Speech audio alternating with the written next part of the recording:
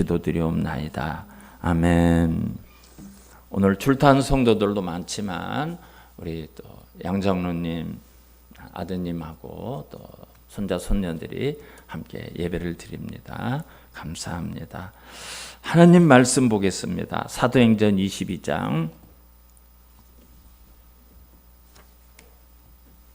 1절에서 8절까지만 봉독해 드리겠습니다.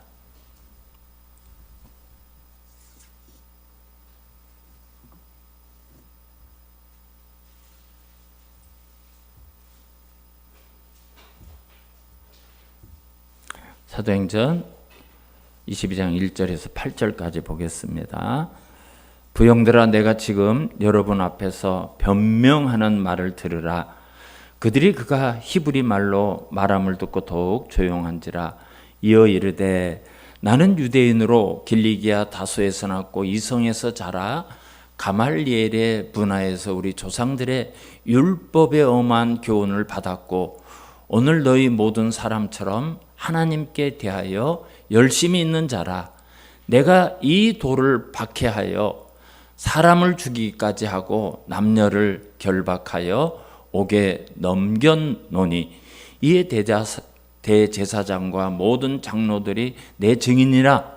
또 내가 그들에게서 다메섹 형제들에게 가는 공문을 받아가지고 거기 있는 자들도 결박하여 예루살렘으로 끌어다가 형벌받게 하려고 가더니 가는 중 다메섹에 가까이 갔을 때에 오정쯤 되어 호련히 하늘로부터 큰 빛이 나를 둘러 비치매 내가 땅에 엎드러져 들으니 소리 있어 이르되, 사울아 사울아 내가 왜 나를 박해하느냐 하시거늘 내가 대답하되, 주님 누구시니까 하니 이르시되, 나는 내가 박해하는 나사렛 예수라 하시더라. 아멘. 8절까지만 봉독해 드렸습니다. 사도 바울이 오순절을 맞이해서 예루살렘을 방문하게 되었어요.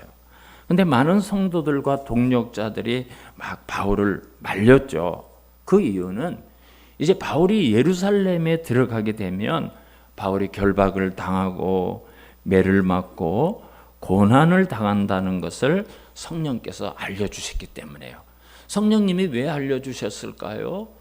준비하고 기도하라고 그렇게 알려주신 거예요. 그러나 바울은 많은 성도들이 이번에는 예루살렘에 들어가지 마십시오. 큰 고난이 있다고 성령께서 말씀하십니다.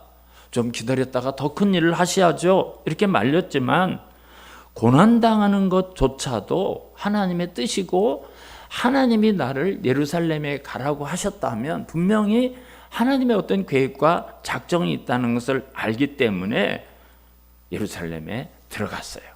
결국 군중들에게 붙잡히게 되었어요. 예루살렘에서 온 유대인들이 바울을 딱 보고는 저 사람은 예루살렘에서 있는 사람이 아니라 에베소나 그런 곳을 다니던 사람인데 이스라엘 백성을 비방했다. 하나님의 성전을 모욕했다. 율법을 비방했다. 이런 제목으로 고발했어요. 여러분, 유대인들은 단일 민족이고 단일 종교입니다. 하나님을 믿는 종교예요. 그러니까 그들의 율법에 의하면 그건 절대 용납이 안 되는 거예요. 그래서 뭐 재판이고 뭐고 뒤도 돌아볼 겨를도 없이 그냥 바울을 붙잡아서 성전 밖으로 이끌어 가지고 죽도록 때리기 시작했어요. 그래서 결국은 로마의 예루살렘 그 수비대장인 천부장이 군대를 이끌고 바울을 겨우 구출을 했어요. 근데 이 천부장은요, 이 바울이 막 사람들이 몰려서 때리고 막 소란이 일어나고 온 군중들이 소리를 지르고 이런 것을 보고 어떤 사건을 떠올렸는가 하면 21장 38절을 한번 보시기를 바랍니다. 21장 38절을 보면, 그러면 내가 이전에 소유를 일으켜 자객 4,000명을 거느리고 광야로 가던 유대인이 아니냐? 바울이 이르되 나는 유대인이라 소읍이 아닌 길리기아 다소시의 시민이니 청컨대 백성에게 말하기를 허락하라 하니 이랬어요. 이게 무슨 얘기인가 하면 지금 이 성경이 쓰여질 때는 주후 63년쯤 되었어요. 63년. 그러니까 약 10년쯤 전에 54년에 주후 54년에 그때는 이미 이스라엘 나라가 멸망이 됐죠. 오늘 38절에 보면 애굽인이 아니냐 이랬죠. 애굽에서 어떤 거짓 선지자가 나타나서 사람을 3만 명이나 이끌고 와서 예루살렘을 공격하고 노략하고 그런 일이 있었습니다. 그런 일이 있었어요. 그래서 그 당시에 이스라엘 지방의 이 유대 땅의 총독이었던 벨릭스라는 로마의 총독이 군대를 동원해서 전투를 해가지고 대부분의 그 반란 일으킨 애굽 사람의 부하였던 사람들이 다 죽고 오늘 몇 명이라고 했습니까? 4천 명을 거느리고 광야로 가던 애굽인이 아니냐? 3만 명이 왔는데 다 몰살을 당하고 4천 명이 도망을 간 거예요. 그러니까 이 천부장은 그 사람이 아닌가? 그 사람이 지금 군대를 데리고 지금 사람들 자객을 거느리고 예루살렘을 급습한 게 아닌가? 이렇게 깜짝 놀란 거예요. 명절이 되니까 세계 각국에서 많은 유대인이 와니까 누가 누군지 분간을 못하는 거야. 그래서 39절에 뭐라고 얘기합니까? 아니다. 나는 유대인이다. 애굽 사람 아니다. 이런 일이 있었어요. 그래서 이제 바울이 자신이 유대인이라는 것을 밝힌 다음에 나에게 이스라엘 사람들에게 얘기할 수 있는, 유대 사람들에게 얘기할 수 있는 기회를 주시오. 이래가지고 이제 변명하는 그런 기회를 얻었습니다. 바울은 지금 사느냐 죽느냐 이런 생사의 기로에 서 있어요. 만약에 이 천부장이 바울을 히브리 사람들에게, 유대인들에게 내주면 맞아 죽는 거예요. 그런 상황 속에서 이제 바울이 내가 이 유대인들에게 이야기할 수 있는 기회를 주시오 그랬어요. 그래서 오늘 본문이 바울의 변명, 우리의 변명, 그렇죠? 바울이 변명하는 내용이 22장 전체의 내용입니다. 여러분, 변명이라는 것이 무슨 말이죠? 자기의 결백을 주장할 때, 나 정말 억울하다, 이런 일은 나하고 해당 없는 거다, 이렇게 내 자신을 변호할 때 사용하는 말이 변명이에요. 근데 여러분, 오늘 사도 바울의 변명은 보통 우리가 하는, 일반 사람들이 하는 변명과 전혀 다릅니다. 여러분, 변명은 나를 위해서 하는 거예요. 나를 위해서. 나 결백합니다. 나 그 일을 안 했습니다. 오해입니다. 이런 걸 설명하는 게 변명인데, 오늘 이 바울의 변명을 보면 자기 자신을 변호하고 자기 자신에 대한 변명은 전혀 없습니다. 22장 전체의 내용을 보면 내가 예수 그리스도를 만났습니다. 근데 그분이 누군 줄 아십니까? 이 내용이에요, 이 내용. 바울의 변명의 내용이 오직 예수 그리스도를 증거하는 내용입니다. 그래서 오늘 우리가 본문을 중심으로 해서 우리 그리스도인들은 어떤 변명을 해야 되는가? 세상 사람들과 사이에서 우리가 해야 되는 변명은 무엇인가? 그걸 같이 한번 생각해 보도록 하겠습니다. 첫 번째로 그리스도인은 모든 기회를 다 사용해서 예수의 증인이 돼야 돼요. 예수의 증인이 돼야 돼요. 지금 바울은 생명이 오가는 매우 위급한 순간이에요. 우리 같으면 내가 하나님을 모욕했다니요, 내가 성전을 모욕했다니요, 내가 우리 이스라엘 사람들을 모욕했다니, 아닙니다, 여러분. 이거를 막 설명하는 게 맞죠. 그래야 돼요, 지금. 바울은 그거 신경 안 써요. 예수 그리스도가 누구신가? 내가 만난 예수는 어떤 분인가? 그거를 증거하고 있어요. 바울은 디모데에게 너는 말씀을 전파하라. 때를 얻든지 못 얻든지 항상 힘쓰라. 이렇게 디모데서에서 교훈을 줬어요. 그런데 여러분, 바울은 말로만 그런 것이 아니라 자신부터 그 증거의 삶을 오늘 실천했다는 것을 알 수 있습니다. 먼저 바울이 군중들에게 붙잡혔던 제목이 무엇입니까? 백성을 비방하고 세 가지였죠. 성전과 율법을 모욕하고 비방한 죄. 이건 율법에 의하면 돌로 때려가지고 돌을 던져서 맞아 죽을 죄입니다. 그래서 사람들이 바울을 성전 밖으로 끌고 가니 문이 곧 닫혔다 이래서 성전으로 못 들어가게 문을 딱 닫았어요. 여러분, 사람들이 바울을 성전 밖으로 끌고 나간 이유가 두 가지예요. 첫째는 만약에 성전에서 싸움이 일어나거나 어떤 행위를 통해서 성전에서 누가 죽든지 피를 흘리는 것은 성전을 더럽히는 일이기 때문에 절대 안 됩니다. 그건 절대 안 됩니다. 그리고 두 번째는 성전에 제단 뿔이라는 게 있어요. 성전에 제단 뿔이라는 게 있는데 그 제단 뿔을 딱 잡으면 살인자도 못 죽여요. 살인자도. 그거를 출애굽기와 레위기에 있는 것을 설명하면 되게 시간이 많이 가기 때문에 그냥 그것만 알고 계세요. 열왕기상 1장을 보면 이제 다윗이 죽을 때가 됐어요. 그러니까 모든 사람들이 그 후손을 큰아들인 아도니아가 왕위를 줄 알았어요. 그래서 이 아도니아 왕이 아버지 허락도 안 받고 모든 대신들에게 명령을 해서 모든 대신들 장군들은 어디로 집합을 하시오 이래놓고 내가 오늘부터 왕입니다. 그러니까 막 사람들이 박수치고 왕 아도니아 왕 아도니아 막 이러고 왕으로 등극을 스스로 했어요. 근데 그 소식을 다윗이 들은 거예요. 나는 저 녀석을 왕으로 삼을 계획이 전혀 없는데 나는 솔로몬을 왕으로 세울 건데 서둘러서 솔로몬에게 왕위를 물려주게 돼요. 그러니까 거기에 막 사람들이 아도니아 왕 만세하고 잔치를 하고 있는데 막 한 사람이 쫓아왔어요. 지금 왕궁에서 다윗 왕께서 솔로몬을 왕위로 세웠습니다.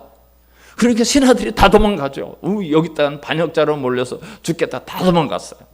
아도니아도 큰일 났다. 내가 너무 성급했구나. 나 죽었구나. 그래서 어디로 도망가는가 하면 성전으로 도망을 가요. 성전에 제단불을 붙들고 있어요. 그러면 못 죽이게 돼 있어요. 제단불을. 그래서 솔로몬이 와서 아도니아를 살려줘요. 그러니까 바울이 만약 여기에서 제단불을 딱 붙들고 있으면 해코지를 못하는 거야. 그러니까 막 얼른 바울을 데리고 성전 밖으로 끌고 가고 성전문을 딱 닫아버렸어요. 그건 무슨 뜻입니까? 이거 반드시 죽이겠다는 거야. 살 길을 다 막아놓고 반드시 오늘 바울을 우리가 죽인다. 지금 바울이 처한 상황이 바로 그런 거예요. 그런데 바울은 성전 모독죄, 유대인을 모욕한 모독죄, 율법 모독죄 이제 끝난 거예요. 이건 현실적으로 끝난 거예요. 이 상황에서 바울은 자기를 붙들고 있는 천부장에게 내가 우리 이 군중들에게 변명할 기회를 주십시오. 그래서 이제 변명할 기회를 얻어서 변명을 해요. 자기가 어떻게 되었는가. 근데 여러분, 바울이 변명을 다 한 다음에 어떤 결과가 일어나는 줄 압니까? 22장 22절로 한번 보겠습니다. 22장 22절을 한번 보세요. 변명을 마쳤어요. 그럼 이제 군중들이 그렇게 됐구나. 그렇게 하는지 한번 보겠습니다. 이 말하는 것까지 그들이 듣다가 소리질러 이르되 이러한 자는 세상에서 없애버리자. 살려둘 자가 아니라. 바울의 말을 다 듣고는 그렇구나 한 게 아니라 바울이 무슨 얘기를 했는가 하면 예수 그리스도에 대한 얘기를 쭉 한 거예요. 아브라함부터 시작해서 쭉. 그러니까 저놈 죽여라 저놈 죽여라 말 더 들을 필요 없다 막 이렇게 된 거예요. 이렇게 된 거예요. 그래서 그 다음날 바울이 이렇게 돼서 사람들이 막 죽이라고 막 소요가 일어나니까 천부장이 안 되겠다. 바울을 데리고 감옥에 일단 집어넣어라. 이러고 그 다음날 제사장들을 모으고 사내들인 공회를 소집을 했어요. 왜 그런가 하면 사내들인 공회라는 것은 이스라엘의 최고 그 자치기관인데 이스라엘 민족의 율법이나 종교나 또는 자치 행정에 관한 모든 것을 다스리고 결정하는 것이 산헤드린 공회라는 거예요. 그래서 천부장이 가만히 유대인들과, 이제 히브리 말은 모르니까요, 유대인들과 바울이 하는 거를 가만히 보니까 이거는 이 사람이 무슨 구데타를 일으키는 것도 아니고 사기를 친 것도 아니고 어떤 누구를 죽인 것도 아니고 순전히 자기들의 율법, 종교에 관한 것이라는 것을 어렴풋이 아는 거예요. 그래서 산헤드린 공회를 소집하고 제사장들을 다 모집한 다음에 이 사람의 얘기를 듣고 당신들이 한번 판결을 해 주시오, 이렇게 된 거예요. 그래서 23장 1절을 보면 이제 산헤드린 공회가 열려요. 바울이 공회를 주목하여 이르되 여러분 형제들아, 오늘까지 나는 범사의 양심을 따라 하나님을 섬겼노라, 이렇게 이야기를 하니까 대제사장 아나니아라는 사람이 바울 곁에 있는 사람에게 야, 그 바울이라는 놈 뺨을 좀 쳐라, 주둥이를 쳐라, 이런 거예요. 2절을 보면 대제사장 아나니아가 바울 곁에 서 있는 사람에게 그 입을 치라 명하니, 저 말하는 그 참남한 말을 하는 바울의 입을 쳐버려라, 이렇게. 바울의 말을 아예 듣지도 않는 거예요. 듣지도 않아요. 그러나 바울은 이후에도 계속해서 총독 앞에 쓰게 되고 왕 앞에서 쓰게 되고 많은 정치인들 앞에서 씁니다. 근데 바울은 그들에게 자기 자신의 자랑이나 자기 자신의 변명 이런 것은 안 해요. 오직 예수 그리스도의 복음만 전하는 거예요. 예수 그리스도의 복음만 계속 전하는 거예요. 심지어 26장 28절에 가게 되면 당시의 왕이었던 아그리빠 왕 앞에 서게 됩니다. 그 왕이 도대체 이 인간이 뭐길래 온 나라가 들썩들썩하고 그래, 야, 한번 얘기를 해봐라 했더니 거기서 또 복음을 증거하는 거예요. 그러니까 아그리빠 왕이 뭐라고 이야기하는 거냐면 내가 적은 말로 나를 권하여 그리스도인이 되게 하려는도다, 이렇게 얘기해. 야, 너는 무슨 네 죄목을 설명하랬더니 나에게 예수 그리스도를 증거해서 나를 예수쟁이로 만들려고 하는 거야? 아그리빠 왕이 그렇게 이야기를 하는 것을 볼 수가 있습니다. 마찬가지예요. 사도행전을 계속해서 가다 보면 바울은 사람들 앞에 설 때마다 말할 기회가 있을 때마다 여러분, 나와 같이 하나님을 아는 사람이 되기를 바랍니다. 여러분, 예수 그리스도를 알기를 바랍니다. 여러분들이 내가 믿는 예수를 믿기를 바랍니다.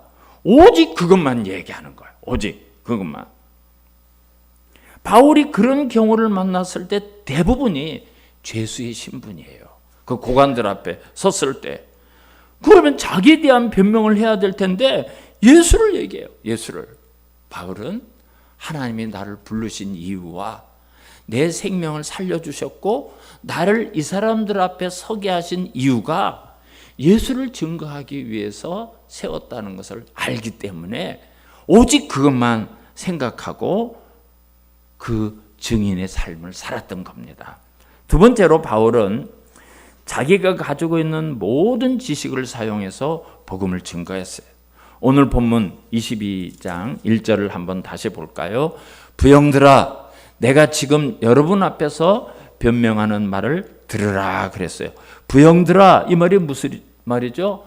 아버님들, 여러 형님들, 형제분들 이야기예요. 오늘 그렇게 거기 앞에 딱 서가지고 자기를 죽이고 자기를 때리고 지금 오직 목적이 바울을 죽이려는 사람 앞에서 아버님들, 형님들, 형제님들 그렇게 이야기해요. 그렇게 이야기하고 있어요. 거기에 있는 모든 사람들이 내 부모고 내 형제라는 거예요. 그 이야기를 하는 겁니다. 그리고 3절을 한번 보십시오. 3절.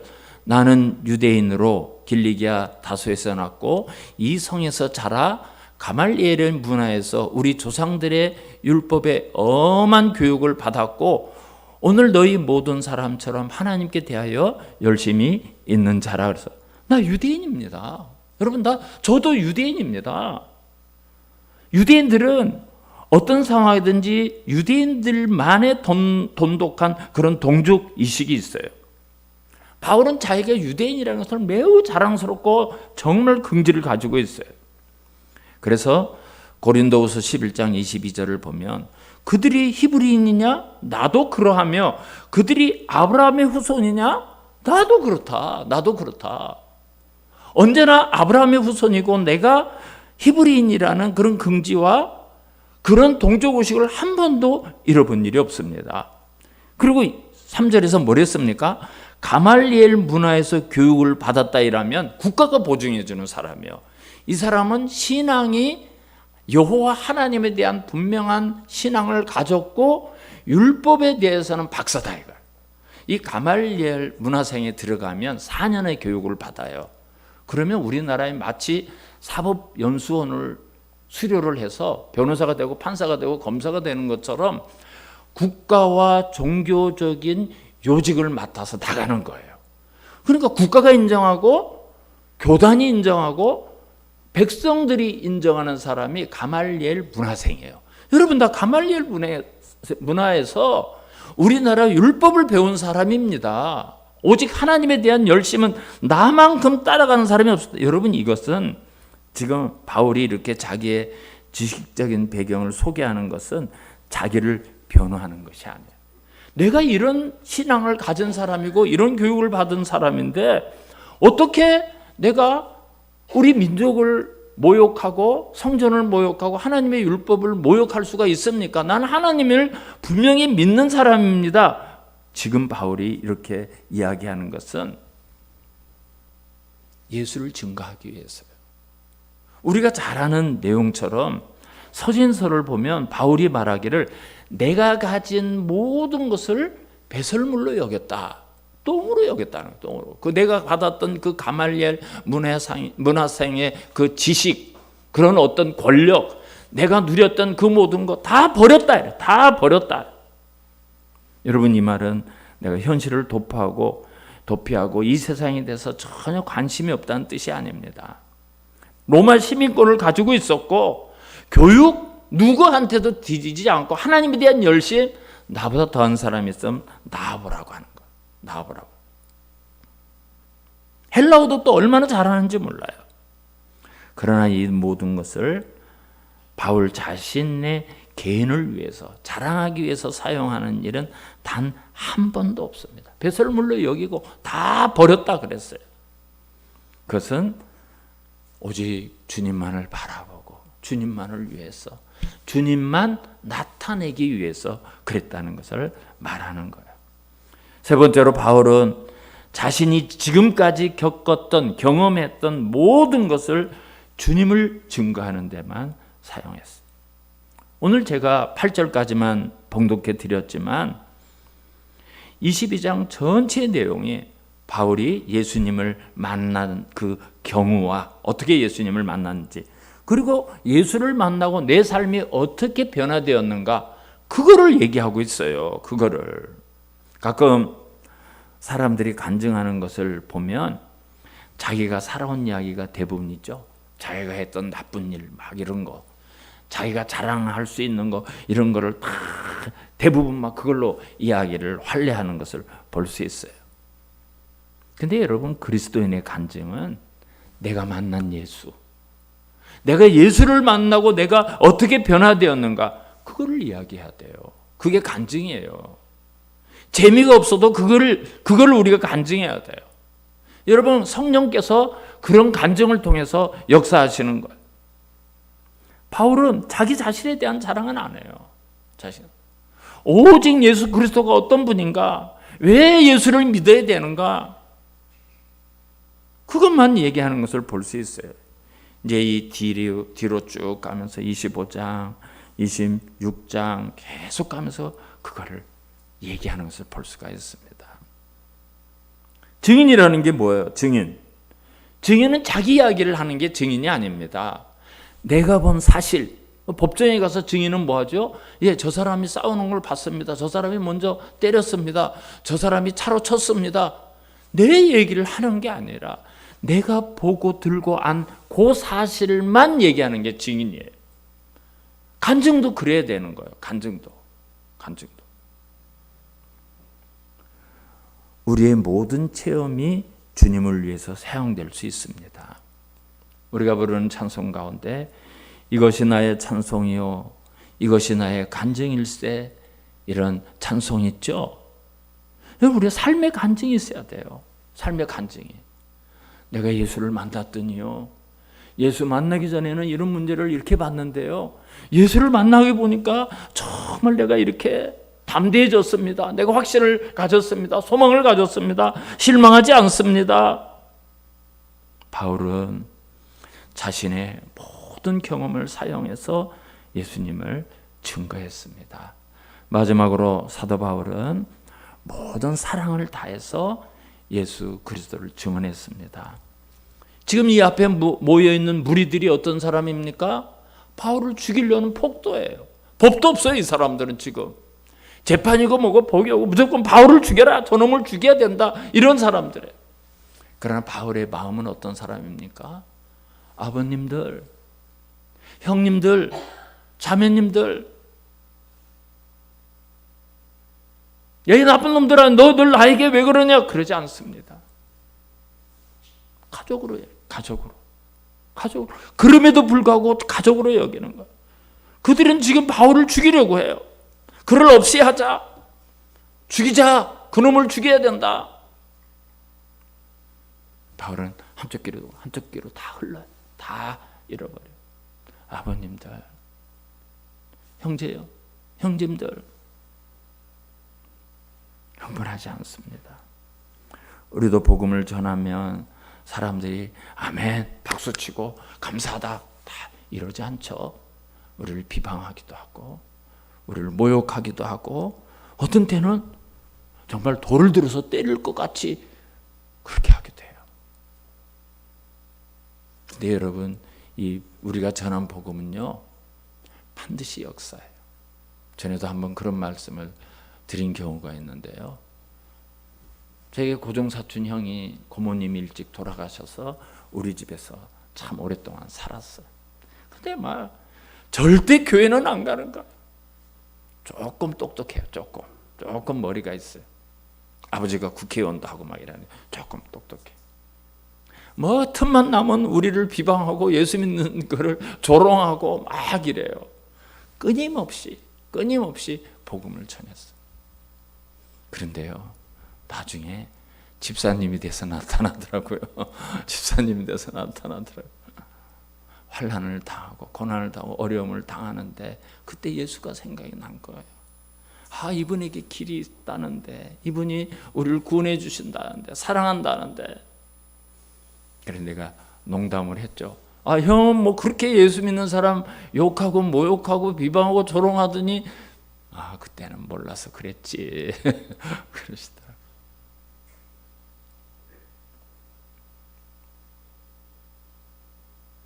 언젠가 우리가 복음을 전하면 내 형제가 될 수 있고 내 자매가 될 수 있고 우리 믿음의 가족이 될 수 있어요.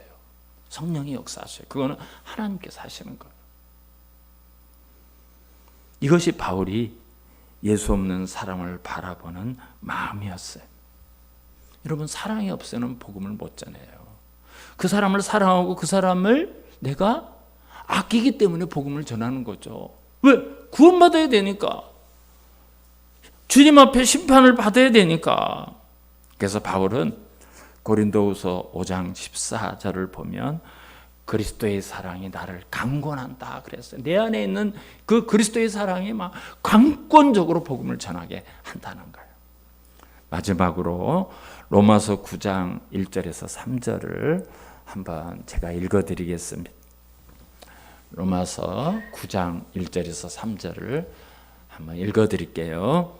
내가 그리스도 안에서 참말을 하고 거짓말을 아니하노라. 바울이 거짓말을 안 하는 참말이 뭔가 한번 잘 우리 같이 봅니다. 나에게 큰 근심이 있는 것과 마음에 그치지 않는 고통이 있는 것을 내 양심이 성령 안에서 나와 더불어 증언하노니 나의 형제 곧 고륙의 친척을 위하여 내 자신이 저주를 받아 그리스도에게서 끊어질지라도 원하는 바로다. 아멘. 이게 바울의 마음이에요. 여러분, 바울이 어떤 마음으로 자기의 민족, 자기 동족을 바라보고 있었는가 알 수가 있죠.